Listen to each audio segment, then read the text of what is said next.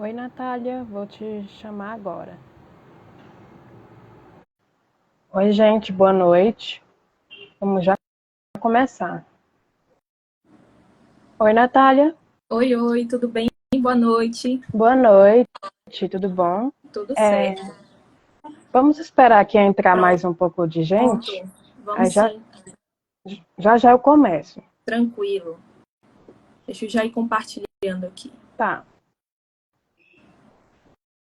vamos já começar, gente. Só esperar uns minutinhos, 10 minutinhos.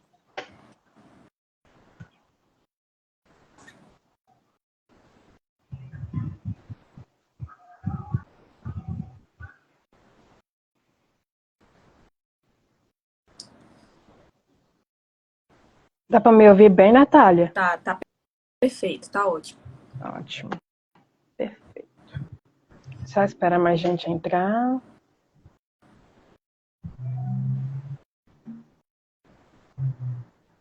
Ainda sem me ver, né, Lu? Sim. Ai, que pena. Ah, mas dá para fazer. Dá sim, o pessoal tá vendo, né? Uhum. Depois fica gravado. Exatamente, fica gravado. Hum, Vamos ver aqui se entra mais gente. Espera mais uns 10 minutinhos. Eu enviei aqui. Acho que algumas pessoas ficaram de entrar. Pronto, já estão entrando. Eu vou começar. Boa noite, pessoal. Vamos aqui iniciar uma live chamada Live de Carnaval e Cuidados com Pets em locais novos. Nós temos aqui como convidada a médica veterinária Natália Freitas. Natália, já agradecendo por ter aceitado o convite, muito obrigada. Eu que agradeço. Então, Natália Freitas, ela é médica veterinária da Bahia, né? É especializada em citopatologia e pós-graduanda em dermatologia. Isso Vamos aqui, mesmo. é, vamos começar aqui nossa live falando um pouco sobre ansiedade de separação. É, Natália, o que é ansiedade de separação e como ela se manifesta em cães e gatos? Obrigada, doutora. É um prazer estar aqui participando com vocês dessa live. É um assunto muito pertinente, né? Nós temos visto cada vez mais pets ansiosos e os tutores cada vez mais tratando isso como uma normalidade. Mas é uma síndrome já relatada, chamada Síndrome de Ansiedade por Separação, e ele é uma doença comportamental que afeta principalmente os cães, né? Por quê? Pode afetar gatos também? Pode, mas os cães, eles são os mais afetados por ser uma espécie mais sociável, que se prende mais emocionalmente aos tutores, então eles acabam sendo os mais afetados. E aí o que é que vai acontecer, né? Quais são essas raízes? O processo de domesticação, nós sabemos que tem a sua relevância, lógico, dentro do convívio com cães, com gatos, mas também trouxe consequências irreparáveis, não só fenotipicamente, ou seja, alterações nessas características físicas do cão, do gato, mas também alterações genóticas, então genotípicas, perdão. Então, temos aí uma interferência entre o fenótipo e o genótipo nesse paciente, favorecendo essas questões de ansiedade. E como é que ela vai ocorrer, né? Nós temos aí que levar em consideração de onde, como esse animal foi adquirido. Foi através de uma adoção, foi através de uma compra, porque nós já observamos alterações a partir dessas diferenças. Normalmente um animal adotado, ele já vem ali com características de trauma, de abandono, muitas vezes veio já de diversos tutores, então isso já traz raízes psicológicas negativas nesse paciente.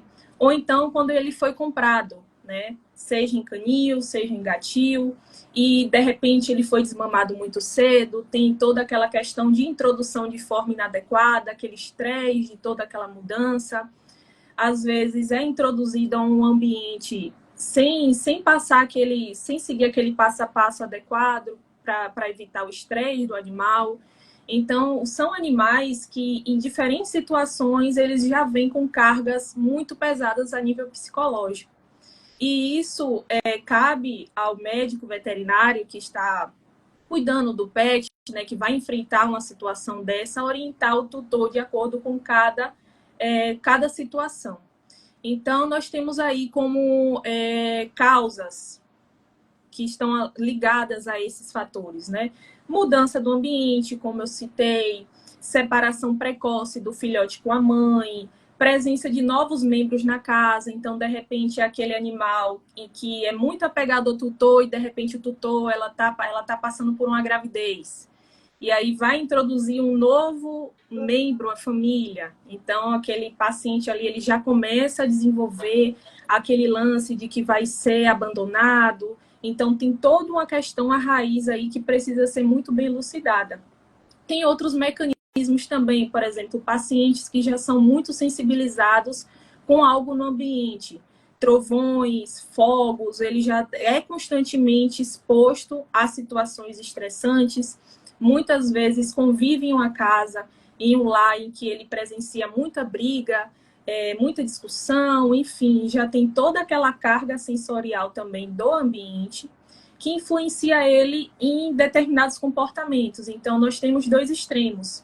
Desde os cães, que podem apresentar aquelas características de destruição, quer destruir o ambiente todo, come sandália, quer chamar a atenção do tutor a todo custo, né? E tem aqueles também que podem ter sintomas muito depressivos, eles ficam muito quietos, eles ficam apáticos, né? Às vezes para de comer, para de beber sem a presença do tutor.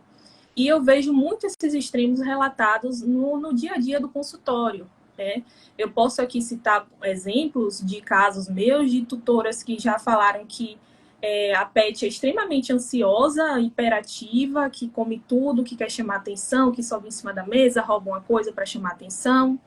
E tem aqueles também que me relatam que quando saem para trabalhar, o pet, quando chega, está extremamente apático, não comeu o dia todo, não bebeu o dia todo, né? E ele só tem aqueles sintomas de felicidade, satisfação quando está na presença do tutor.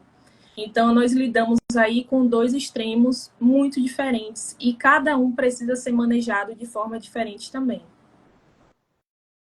Muito interessante saber que esses pets, eles têm uma carga prévia, né? Uma carga Isso. que eles carregam de antes, né? Muito interessante. Assim, e como é que a gente pode tratar? Como é que pode adaptar esse pet? São fatores muito importantes, porque eu vou falar um pouquinho de diagnóstico. O diagnóstico, ele é exclusivamente clínico, ou seja, é excluir outros diferenciais, até porque nós sabemos que dentro da rotina clínica tem muitas doenças também que podem gerar esses distúrbios, tanto da apatia até os extremos, como inquietação, salivação, né?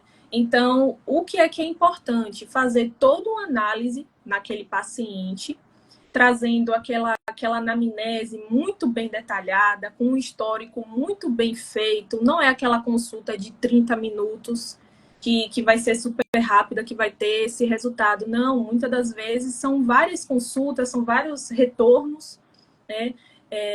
Eu já vi até artigos relatando que os especialistas em comportamento, porque hoje já temos, né, essa especialidade dentro da veterinária, que são os vets especialistas em comportamento animal, que eles muitas das vezes eles pedem, né, lógico que quando já foi passado por um clínico, fez toda aquela etapa de exclusão, fez todo aquele histórico, anamnese, puxou aquelas raízes, fez diagnósticos diferenciais, como, por exemplo, hemoparasitoses, né, que são comuns, principalmente aqui na minha região da Bahia, Nordeste.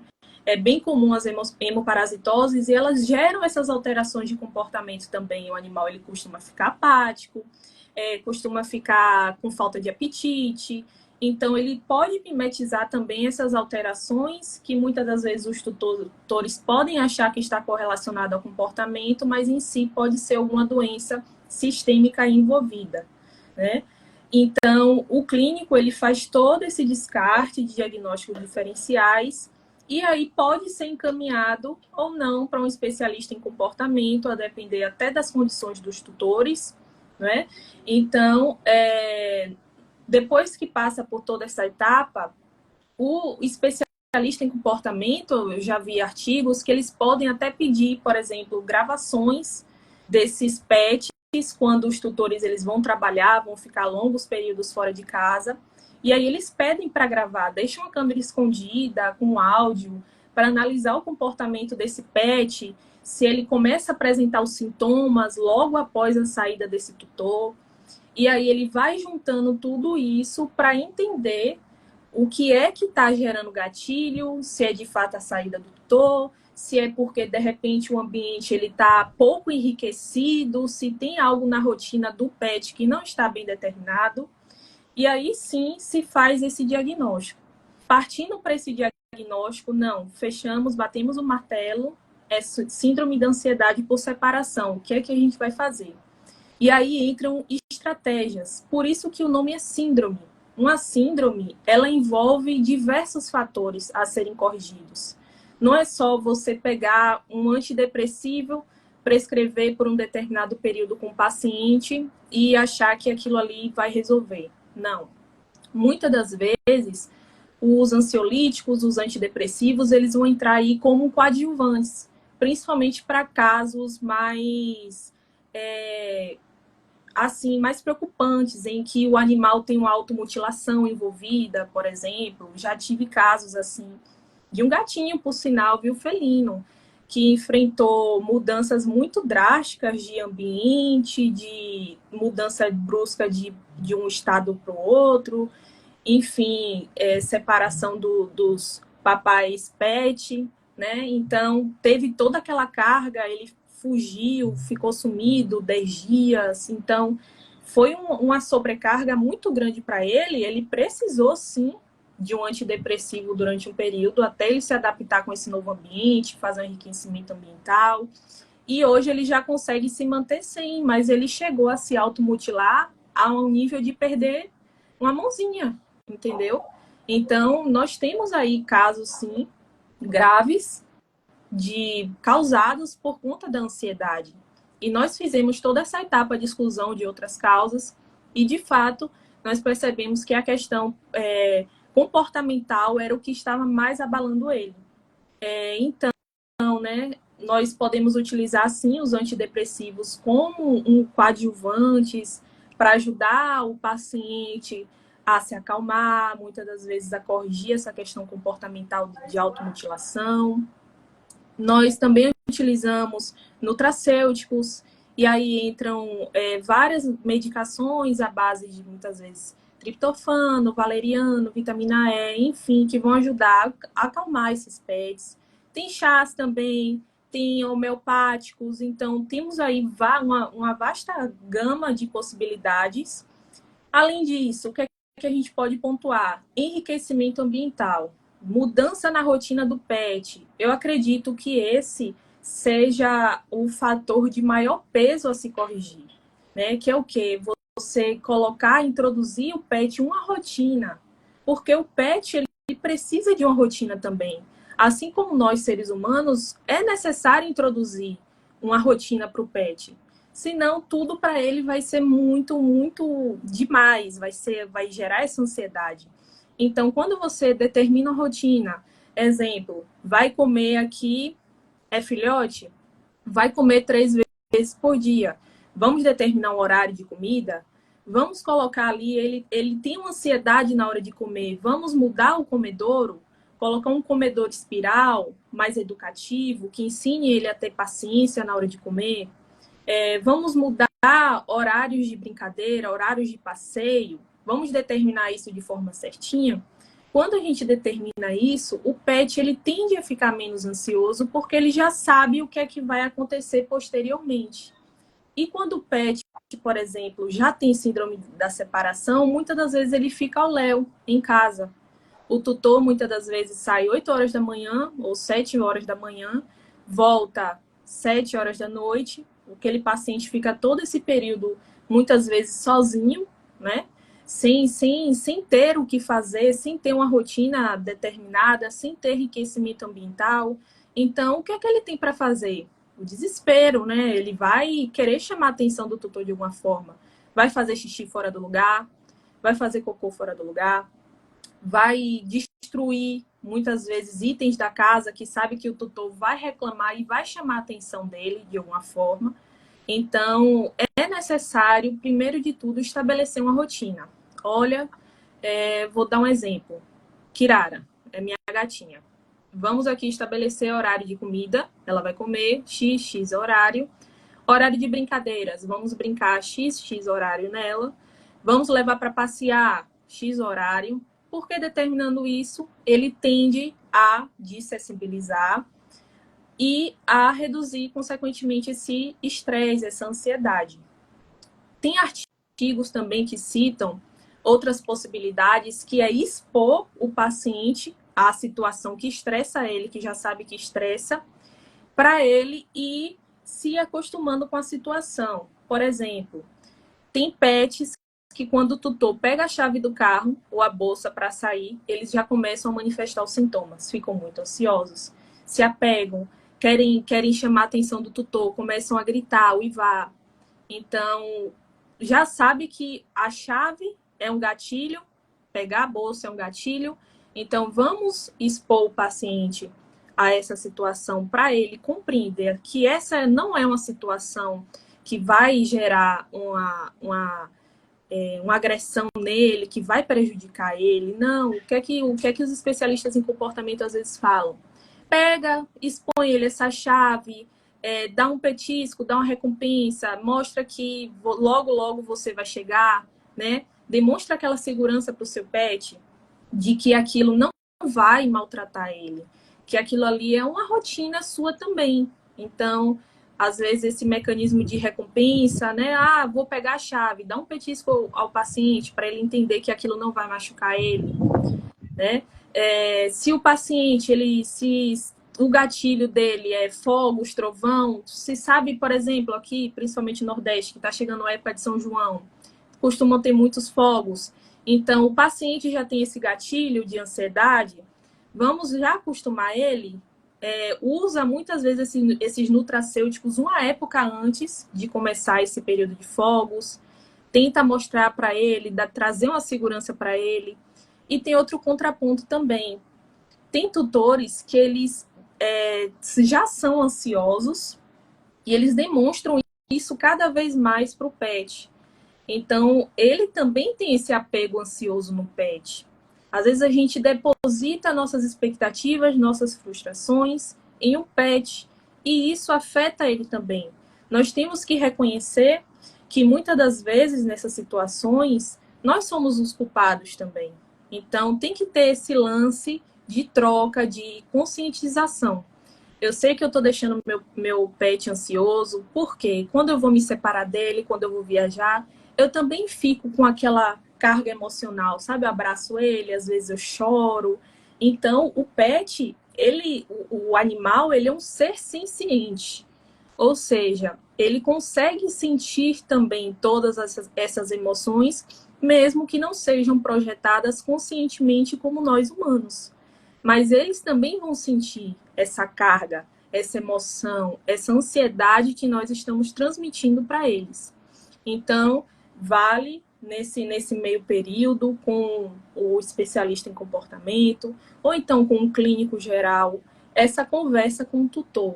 Olha, você não está gerando, de repente, o pai do pet, o tutor do pet, ele é o gatilho do pet. Então, tem essa vertente também. Não só ambiente, não só o fato dele ter sido adotado, já vindo maltratado. Às vezes é o próprio tutor que impõe demais características, expectativas e esquece que é um animal, né? Às vezes essa humanização excessiva traz as suas consequências também. nós temos que humanizar, sim. Temos que tratar o pet como seres sencientes. Mas tem o lance também de respeitar o bem-estar dele. E um dos 5 fatores lá do bem-estar está justamente deixar o animal ser livre para expressar suas características de animal. Então, muitas das vezes, nós, como seres humanos, nós inibimos isso. Nós tiramos a característica do animal de ser livre, de ser animal. Então, por isso que nós, hoje em dia, temos pets com distúrbios que não era para ter, não era para ser comum em pet. Hoje em dia, eu atendo pets extremamente alérgicos, pets que mudaram aquele fenótipo, aquele genótipo, assim, que não era para ser sensível a tudo, com tantos problemas gastrointestinais. Por que será que esses pets estão apresentando tanta sensibilidade, tanta alergia, tanta coisa? Por que essa questão da humanização excessiva, das pessoas não respeitarem as características do animal, os limites do animal, certo? Então, nós podemos pontuar aí questão principalmente de compreensão, respeito com o pet, com o ser, a característica dele, respeitar tudo, primeiramente, as mudanças começam na mente do tutor, para depois passar para a mente do animal. Então, enriquecimento ambiental, uso de antidepressivos, caso necessário, a depender de quadros moderados a graves, nutracêuticos, sempre bom.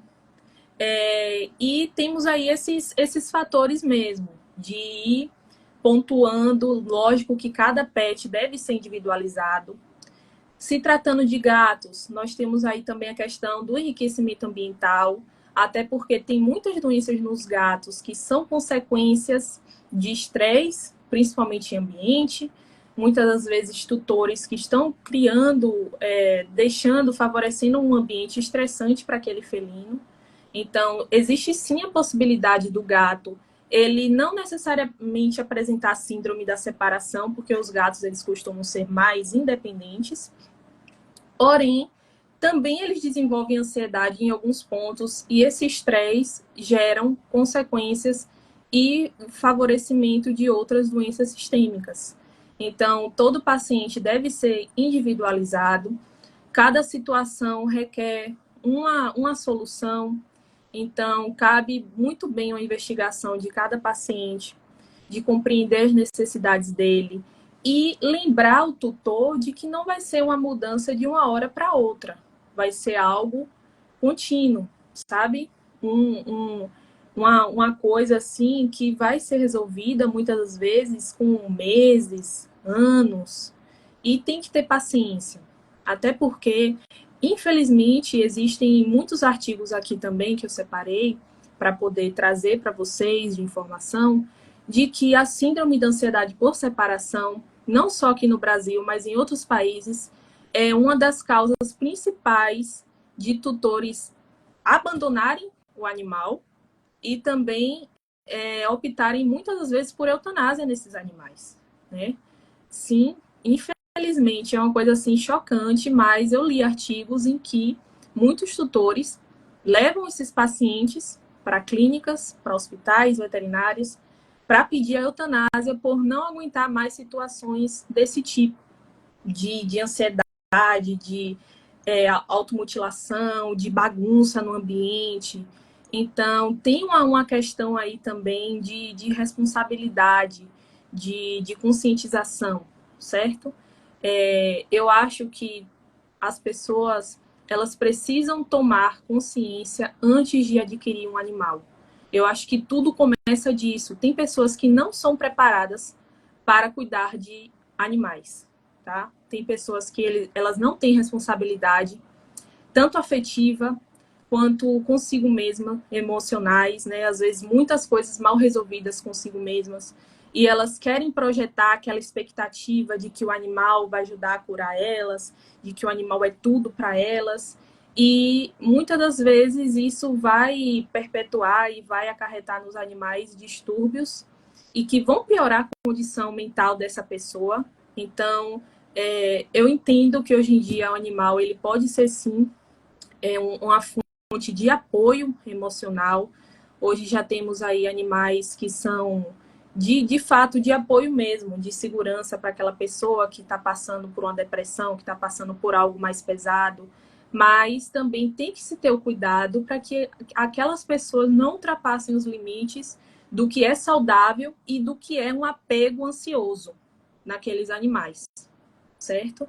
Então, vale a pena analisar tudo isso, criar primeiramente essa conscientização antes de adquirir um animal, procurar certamente a origem desse animal, como é que ele foi criado nesse canil, se ele foi adotado, ele foi pego da onde? Da rua?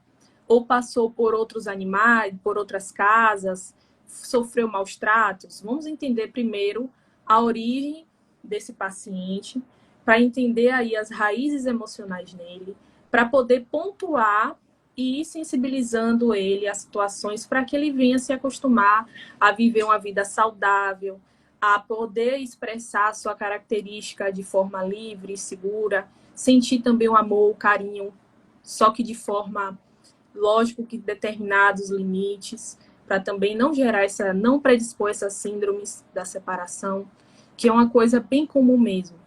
E eu trouxe aqui outros artigos também, bem relevantes, que eles mostram estudos de caso, né? Um deles foi até no Rio de Janeiro, que um médico veterinário, ele pegou, assim, numa clínica que ele trabalhava, no hospital público, e fez uma entrevista com vários tutores, acho que foram 100 tutores, para fazer essas perguntas, né? Se eles já notaram se os animais apresentavam sintomas de ansiedade, se tinham síndrome da separação, se já foi diagnosticado, se eles já notaram alguns nuances que podem levar a esse diagnóstico. E, pasmem, os resultados tem alguns que chegam a mais de 70% do estudo de tutores que afirmaram que sim, os pets apresentam essas características e que eles julgavam como normais. Então, além de termos aí essa questão das síndromes, da humanização excessiva, da mudança no fenótipo e genótipo desse paciente, nós temos também pessoas que julgam isso como normal. Eles acham normal o paciente passar o dia todo sem comer, sem beber água, por eles estarem distantes. Acham normal o paciente uivar, gritar, ficar com aquele apego excessivo com eles. Ah, que bonitinho, ele é porque ele gosta muito de mim. Não, gente, isso não é normal, tá? E muitos tutores encaram isso com uma certa normalidade. Às vezes eu vejo assim chegar para mim, não, doutora, é porque ela é ansiosa mesmo, é assim mesmo, ela sempre foi assim. Aí eu fico assim, sempre foi assim? Você julga isso normal?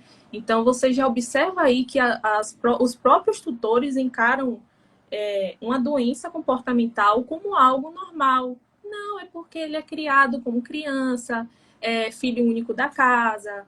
Então, são aqueles pets que muitas das vezes não foram nem expostos à socialização, que ficam confinados, às vezes, dentro de apartamentos, sem, sem enriquecimento ambiental nenhum, ficam estressados dentro de um espaço pequeno, às vezes. Ah, não, é porque eu boto comida e água lá e saio. Para mim é isso mesmo. O animal tem que ter só isso. Só isso já é o suficiente para sobreviver. Mas aí já esquece daquela questão do bem-estar, de que é um ser senciente. Então, eu acho que o primeiro de tudo é a conscientização a nível dos tutores. Concordo, Natália. É muito interessante esse fato. E triste também, né? Saber que muitas pessoas veem isso como algo natural. Mas, enfim. Natália, vamos falar agora um pouquinho sobre o carnaval. Com relação, assim, as fantasias que os tutores colocam no pet, acessórios, quais são aquelas fantasias que podem, que são adequadas, e aquelas que não podem? Perfeito, né? Já mudando aí completamente de assunto, né? Partindo agora para uma vibe mais festa, carnavalesca. Enfim, né? Tá chegando aí o carnaval. Eu acho que é muito pertinente os tutores terem muito cuidado na hora da folia, né? Eu sei que na hora da brincadeira, do meme, daquela festa, de postagem, acham bonitinho, às vezes enfeitar o pet. Lógico que tudo, mais uma vez, é aquela coisa. Tem que respeitar os limites do pet, primeiro de tudo. Antes de colocar acessório no pet, esse pet, ele tolera aquele acessório? Ou você vai tentar forçar ele apenas para fazer uma mídia? Para achar bonitinho, para fazer uma foto? Primeiro de tudo, o pet, ele aceita? Não, ele aceita, ele deixa colocar tudo certinho, vai no pet, já coloca a gravatinha, ok. Agora, vamos ter cuidado com o tipo de material da fantasia, tá? Nada de lantejoulas, nada de glitter, nada de roupinhas com objetos pontiagudos que possam se soltar e aquele pet pode acabar ingerindo. Nada que aperte muito, com muito elástico, ou então que cubra partes íntimas, que às vezes aquele animal ele fica inibido, de repente, de urinar, de defecar. Nada de máscaras que venham cobrir ali o rosto, dificultar a respiração, certo? Se atentar ao material, ter muito cuidado para que aquela roupa seja confortável, optar por roupinhas ou mais folgadinhas, ou então de material de algodão, sem strass, sem muitos objetos, tá? Que ele possa vir a ingerir. Optar, então, por bandanas, folgadinhas. Se for colocar algo de fantasias, como, por exemplo, asas, que seja algo bem ajustável, que não fique pesado ou solto no animal, que respeite as características anatômicas dele, porque não é a mesma roupinha que vai servir para um pincher, aquele que vai servir para um bulldog, por exemplo. Então, tem que respeitar as características anatômicas do paciente também. Ter cuidado com confetes, espumas, sprays, glitter, para aquele animal, de repente, não aspirar aquele glitter, principalmente braquicefálico, né? Ter cuidado para eles não ingerirem essa espuma, esse spray, não, de repente não cair no olho, não gerar uma alteração alérgica, tá? Ter muito cuidado com isso. E se vocês notarem algum sinal clínico, por exemplo, o paciente, eu bati um spray para mudar de cor o pelinho, e eu notei que o olho ficou inchado, vermelho, ele está coçando, ou então ele acabou ingerindo alguma dessas substâncias. Porra, leve para uma emergência. Se não puder levar para uma emergência de imediato, lave com água corrente, com abundância, solução fisiológica naquele olho. Nada de colocar coisas sem prescrição, principalmente tomar cuidado com colírios. Não é todo colírio que pode colocar no olho do pet. Tenham cuidado, levem, se forem principalmente viajar, levem kit de primeiros socorros, montem kits com carvão ativado, antitóxico, probióticos, coisas que podem ali estar te auxiliando, dar aquele socorro, aquele primeiro socorro para o pet, antes de você encaminhar ele para uma emergência, de repente está distante. Leva um shampoozinho neutro, se o paciente for alérgico, aquele hipoalergênico que o dermato prescreve, aquele sprayzinho hidratante, sabe? Para estar mantendo ali o equilíbrio na barreira cutânea. Lá, se vê que está muito cheio de glitter e aquilo começou a sensibilizar, faz um banho naquele paciente de imediato com um shampoozinho neutro, apropriado, pH adequado. Lava ele, tira toda aquela substância, aquela espuma, aquele spray que você acabou colocando, muitas das vezes sem saber se era seguro ou era tóxico para o pet. Então, respeita essas características. Se os pets apresentarem sintomas como vômito, diarreia, outras alterações sistêmicas mais expressivas, não tente ficar fazendo coisas de Google, de casa. Já encaminha ele para um serviço veterinário 24 horas, que tem muitas alterações, tem muitas substâncias que elas são tóxicas demais para cão e principalmente para os gatos. Os gatos, eles chegam a ser ainda mais sensíveis. Então, tenham esse cuidado para que a sua diversão não acabe gerando consequências, muitas das vezes, irreversíveis para o seu pet. Então, procure sempre brincar com consciência. Tenha um cuidado também, vale pontuar, com ingestão de álcool ou algo do tipo pelo pet, que às vezes no vacilo ele pode acabar ali comendo ou bebendo algo inadequado e é tóxico para pet também. Então, muito cuidado, ter consciência e responsabilidade também para aproveitar a folia. Exatamente. A gente acabou de falar um pouquinho, né, também sobre pós-carnaval, que é o tópico que eu vou entrar agora.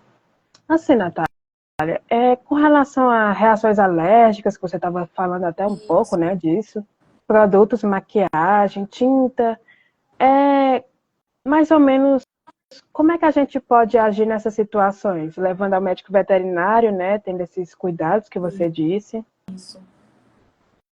E o estresse, assim, após esses eventos sociais, como é que a gente age com Com isso? certeza.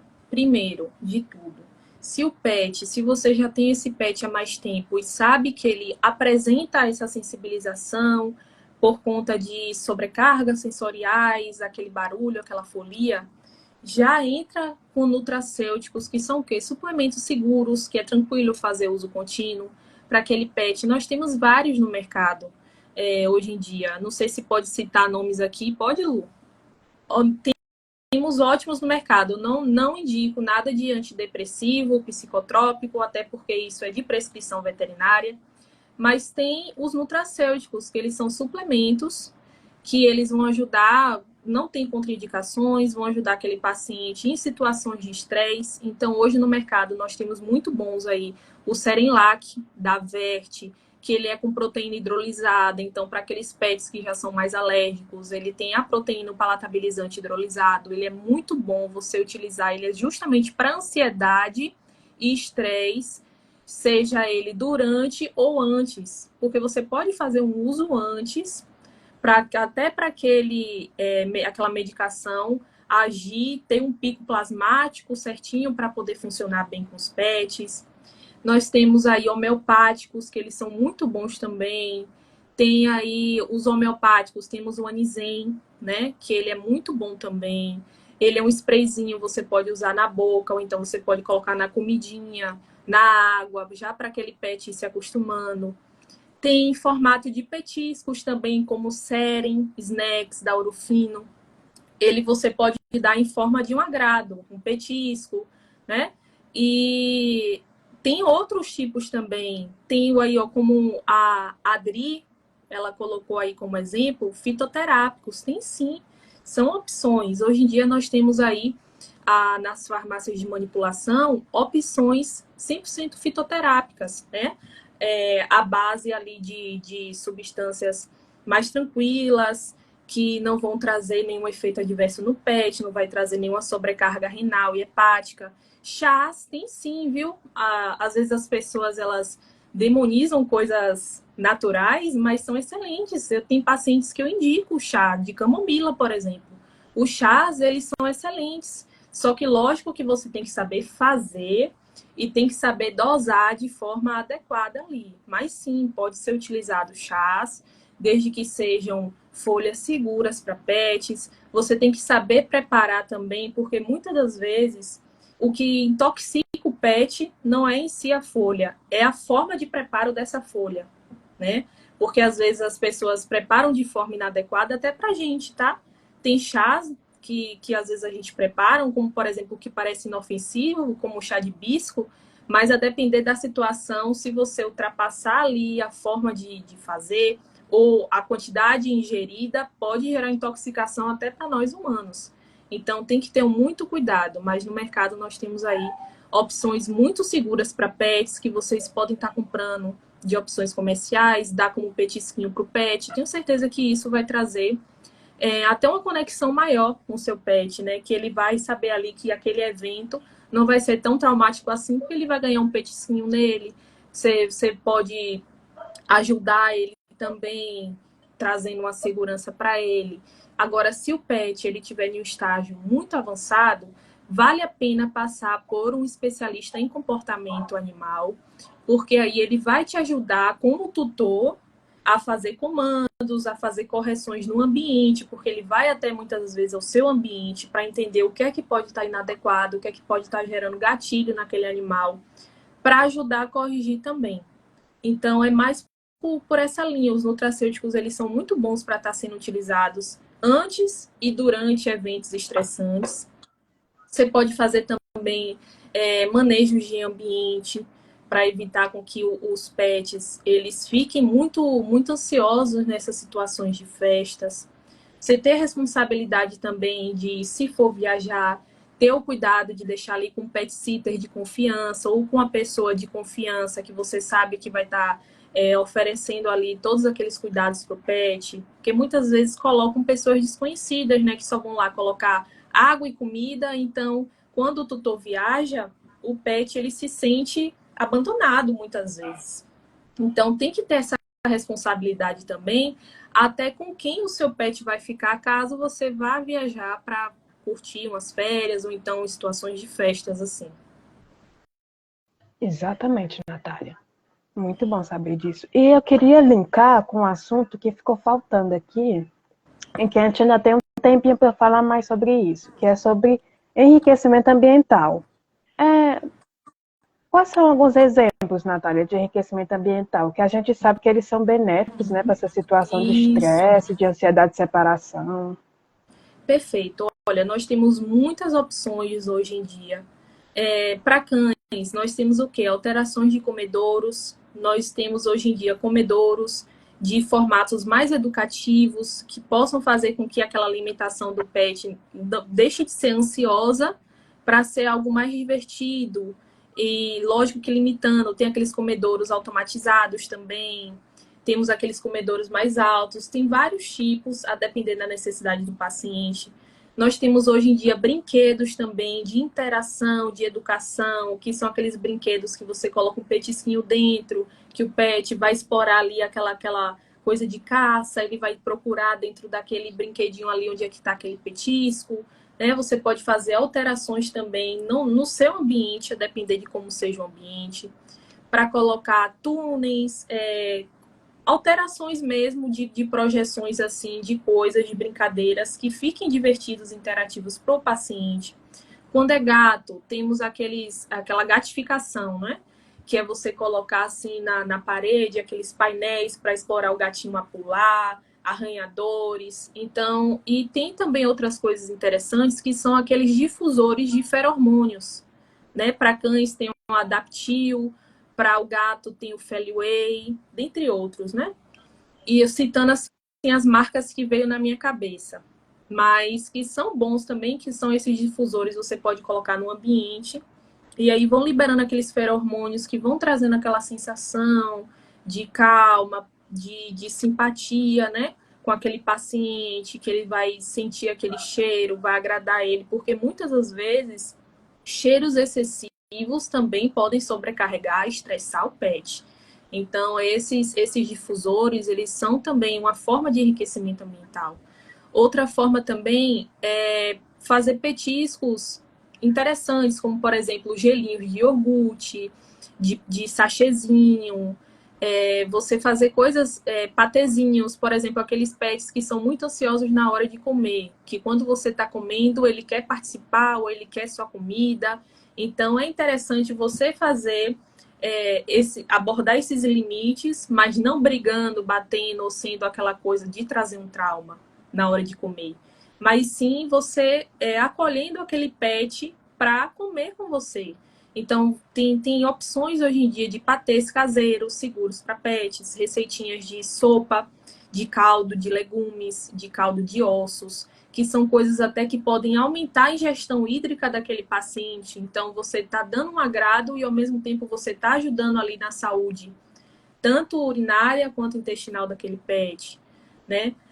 Tem vários tipos, seja o animal comendo só ração seca ou comendo alimentação natural, tem como você introduzir esses gelinhos saborizados. Então, são várias formas de enriquecer o ambiente que muitas das vezes não demandam um grande investimento, porque lógico que tem limitações de orçamento.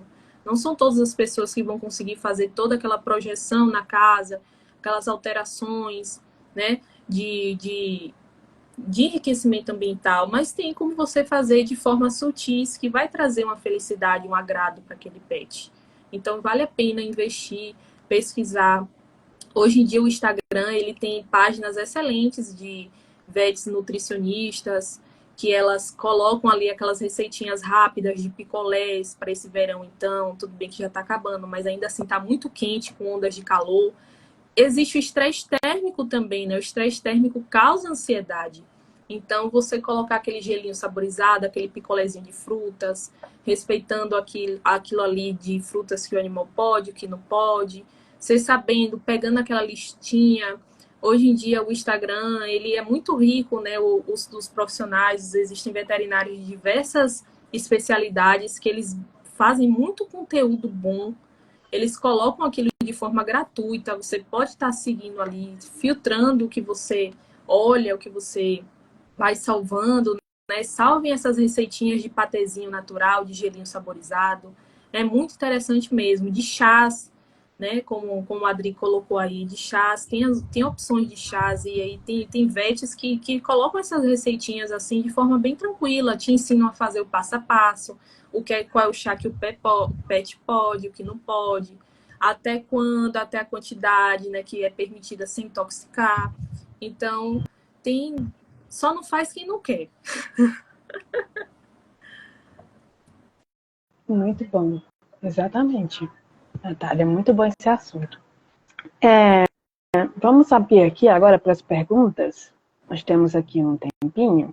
Pessoal, agora quem quiser fazer perguntas, pode enviar para o chat, que eu fixo aqui as mensagens, as perguntas, e a gente vai respondendo. Aproveitando que a gente abriu para perguntas, Natália, eu mesmo tenho uma. Pode perguntar. Sobre ainda o carnaval, você já pegou algum caso clínico, assim, de animal que chegou para ti com sintomas de ingestão de confete ou então de espuma? Já peguei, assim, foi mais a sprays, sabe? Esses sprays que muitas vezes a gente coloca de laque, coisas do tipo no cabelo para fazer penteado. E gel de cabelo glitter, sabe? E eles chegaram com sintomas de intoxicação mesmo. Já peguei, assim, casos bem pontuais, principalmente a nível dermatológico, né? Aquele prurido intenso, que é aquela coceira, aquele eritema, aquela inflamação na pele, aquele edema, muitas vezes na região de rosto, né? Porque eles exploram mais na região de rosto. Então, tem aquela reação de hipersensibilidade imediata, né? E a depender da situação, da gravidade, do nível de contato, do nível de ingestão, tem que ser utilizado, tem que ser enviado o mais rápido possível para o veterinário, sim, porque muitas das vezes nós temos que entrar com corticoide, né? Com antialérgicos ali de forma sistêmica, para ter aquele resultado mais imediato. A depender da situação de ingestão, tem que fazer aquela lavagem, né? Então, tudo tem que ser bem rápido e bem pontual, porque a depender do tóxico, da substância que esteja envolvida, muitas das vezes pode gerar alterações neurológicas, e aí pode precisar de uma internação, de uma intervenção mais pontual. Mas já peguei sim. Uhum. Interessante. A Adri botou aqui em geral quanto tempo, só que aí ela faltou completar, né, a frase. Quanto tempo você fala do quê? Do uso desses nutracêuticos, dos chás? Aqui, ó, Pets quanto pode tempo? ficar nos hotéis sem tutores nesse período de carnaval. Olha, varia muito do tutor e do pet, né? Aquele pet, ele já é acostumado a estar fora com o tutor. Tem pet que já é acostumado, que ele se dá super bem quando o tutor viaja, até porque ele já está acostumado a ver aquilo, né? O tutor que viaja muito ou que trabalha muito a viagens, ele já está sensibilizado. Agora, se esse pet não estiver sensibilizado, ele, por mais que esteja em um ambiente muito bom, com pet sitter bom, ele pode acabar desenvolvendo alterações secundárias por conta de ficar muito tempo, por exemplo, sem querer se alimentar direito, sem querer beber água. Tem uns que seguram, eles ficam sem querer fazer xixi, sem querer defecar. Então, isso pode acabar trazendo alterações secundárias, como, por exemplo, afecções urinárias, cistites, por exemplo, outras alterações também, como constipação, porque aquele pet prende por muito tempo, porque fica esperando o tutor. Então, o tempo é relativo, tá, Adri? Vai depender de cada perfil, de cada tutor e de cada paciente. Se o seu pet ele não for acostumado de jeito nenhum, é a primeira vez que você vai viajar sem ele, eu te aconselho a, primeiramente, levar em um pet sitter de confiança ou um hotelzinho de confiança, que tenha um veterinário dando assistência, que você possa ter contato com esse veterinário, caso ele precise fazer alguma intervenção no seu pet.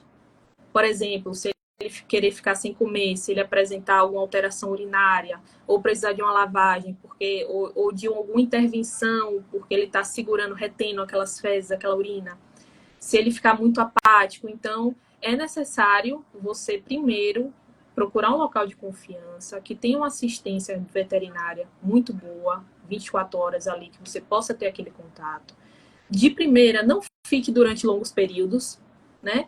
Fique um tempo curto, uma semana. Vamos analisar com uma semana como vai ser o comportamento desse pet. Se ele se acostumou muito bem, você está tendo aquele contato com o pet sitter, com o hotel, que está te passando confiança, está te mandando um diário de vídeo, se ele está tudo bem, aí você vai prolongando o tempo com cuidado, mas se o pet ele já for acostumado, aí já não tem mais problema, né? Não tem mais tantas alterações. É mais o quê? Você procurar um local de confiança. Porque muitas das vezes tem o quê? Pessoas que colocam com qualquer um para cuidar. Não, é só dar comida e água. Gente, não é só dar comida e água, tá? Às vezes o animal, durante esse período que você viaja, ele pode apresentar alguma alteração, muitas das vezes de doença de base sistêmica, que você achava que ele não tinha, mas porque imunossuprimiu por conta do estresse, ele começa a apresentar, tá? Ainda tem isso. Tem animais aí que eles são cardiopatas, que você não sabe. Tem animais aí que tem algum distúrbio neurológico que você não sabe. Tem algum animal que ele tem uma hemoparasitose, que são doenças transmitidas pelo carrapato, que está ali em uma fase assintomática e, de repente, a imunossupressão, que é o quê? Uma baixa de imunidade por conta do estresse, leva a uma manifestação de doenças sistêmicas. Então, é necessário um lugar, já que tem essa assistência veterinária, para se o animal precisar de uma intervenção, já ser ali muito bem pontuada, já ganhar tempo, para você até ficar mais tranquilo na viagem, você não se sentir culpado se de repente acontecer algo com seu pet, você estiver longe e não conseguir ajudar por lá, entendeu? E aí a sua viagem, que de repente foi muito bem programada, ser estragada ou por um vacilo, entendeu? Então procure primeiramente um local de confiança, entenda o perfil desse pet, analise quanto tempo ele consegue ficar sem você sem apresentar nenhuma outra alteração. Procura saber se ele tem, de repente, essa síndrome, se ele conseguiu, se fechou o diagnóstico com essa síndrome da separação, para aí sim, nas próximas vezes, você já estar mais conscientizada em relação a isso. Ótimo. Natália, nós temos aqui uma pergunta. Eu não sei se você consegue ver toda. Consegue? Consigo. Consegui te responder, Adri? Pronto, ela conseguiu. Obrigada. Pronto, deixa eu ver aqui. Referente aos animais que ficam sem comer e sem beber quando os donos viajam. Pode, peraí que agora cortou, deixa eu ver aqui. Tem um ícone demais. Pode dar algum ansiolítico para eles? É o resto da pergunta, né? Uhum. Pode dar algum ansiolítico. Olha, Ana, os ansiolíticos, eles não podem ser administrados sem antes uma avaliação veterinária prévia. Por quê? Tem alguns ansiolíticos, antidepressivos, psicotrópicos, enfim, que eles alteram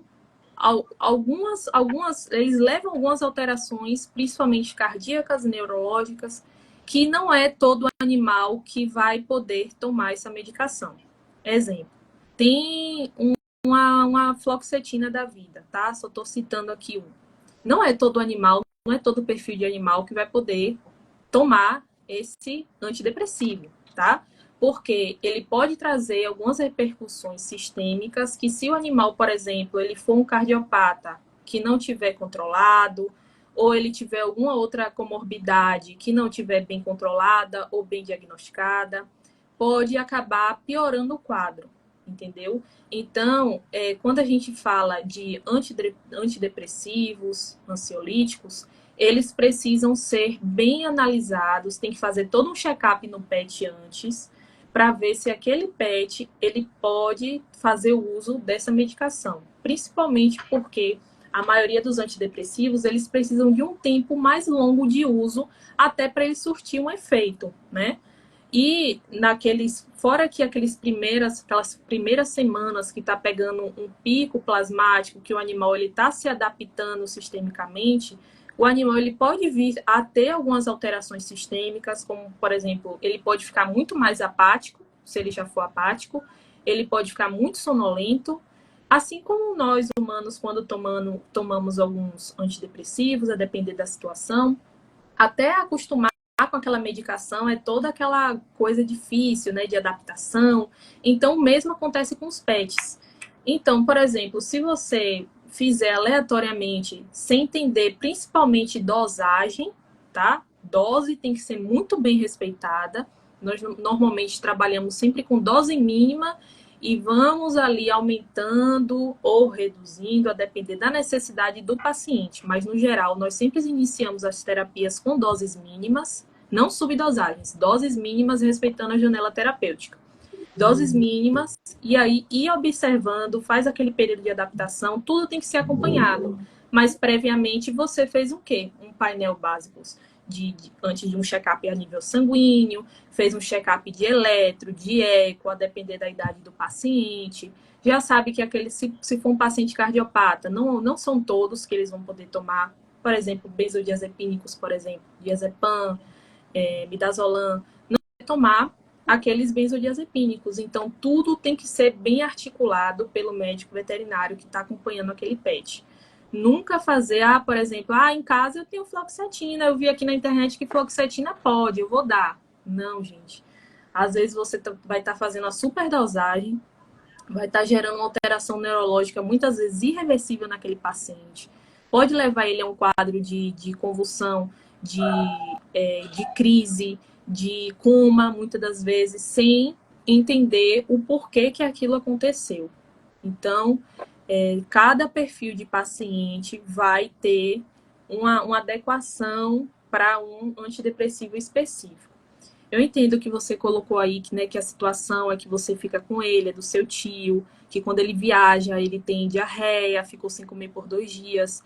Então, você tem que orientar ao seu tio a levar ele para um profissional, para que esse profissional faça um diagnóstico. Muito provavelmente esse paciente ele pode ter uma síndrome da separação, pelo que você está me narrando, mas ele pode ter também algumas outras comorbidades que não foram diagnosticadas. De repente, esse paciente ele pode ter uma desbiose intestinal, aí, uma doença, né, inflamatória intestinal não diagnosticada.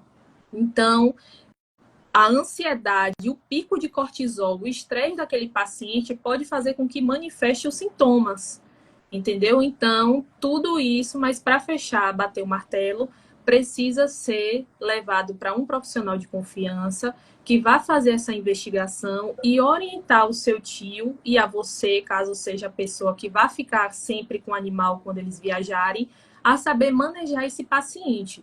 Se ele já fica assim, já fazer uma mudança no ambiente,